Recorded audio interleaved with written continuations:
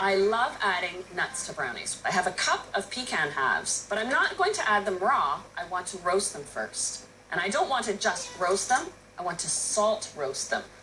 So I'm going to take just a tablespoon of butter and melt it in a sauté pan over medium-high heat.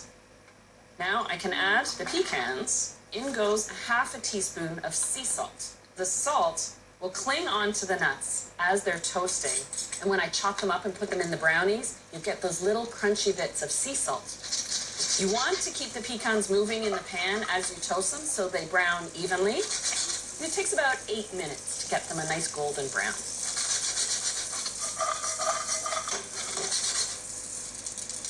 I'll set these aside to cool so I can start on the brownie batter itself. Now, what I've got here is 4 ounces of unsweetened chocolate. That means this is intense. I've chopped it up and I'm going to add it directly to the pot, but I'm not going to melt it just on its own. I'll add 1.25 cups of butter. 1.25 cups is 10 ounces. Stir this over medium heat. Unsweetened chocolate is the only style of chocolate you can really truly melt over direct heat. This is because unsweetened chocolate is the most stable of the chocolates. There's no added elements. It's just the pure cocoa solids. I've got what looks like a beautiful chocolate sauce, but of course there's no sugar in this. Whisk in 1 cup of regular sugar first, and then 3/4 cup of light brown sugar.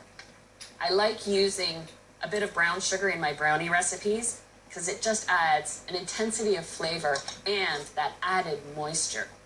Whisk that in.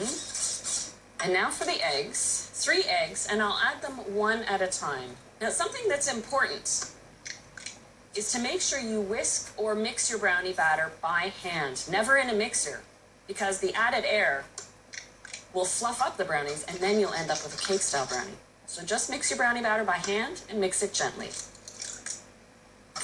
You can feel the batter start to thicken up with the addition of the eggs. Now, a good 2 teaspoons of vanilla and just 1 cup of all-purpose flour. Because I don't want these brownies to be light and airy, I'm not going to sift the flour into the brownie mix. I switched to a spatula now just to make sure I can get into the corners of the sauce pot. And I stir it just until it's blended. To pump up the chocolate flavor, 1/4 cup of cocoa powder.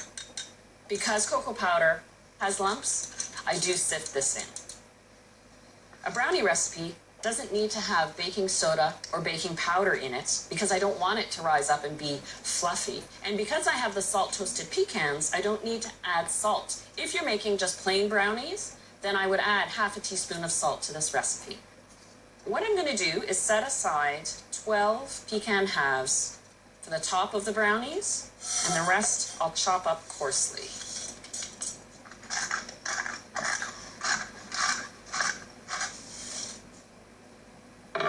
How easy is that? A good brownie recipe is a perfect way to introduce yourself not just to the world of squares, but even the world of baking altogether. Using an ice cream scoop, I'm portioning these into an actual square pan. These are made for brownies. If you don't have a pan like this, you can simply use an 8-inch square pan.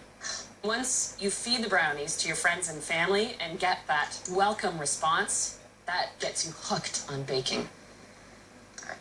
The pan has been greased, and the finishing touch is a pecan on top of each brownie.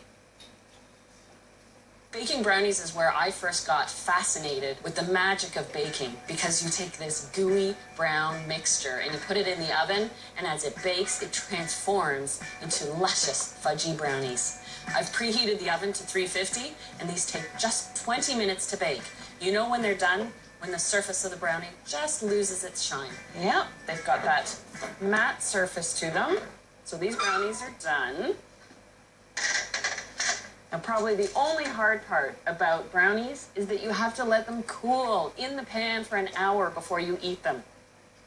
But once cooled, just like these, you can pop them out, or if you're baking them in a square pan, cut them into brownie shapes, and they're ready to serve. Because of the density of the brownies and the moisture, they stay fresh for days, but it's rare that they're around longer than a day. Now that you've got the basics down for making a good square, we can move up a level and I'll show you my recipe for a pumpkin swirl cheesecake square.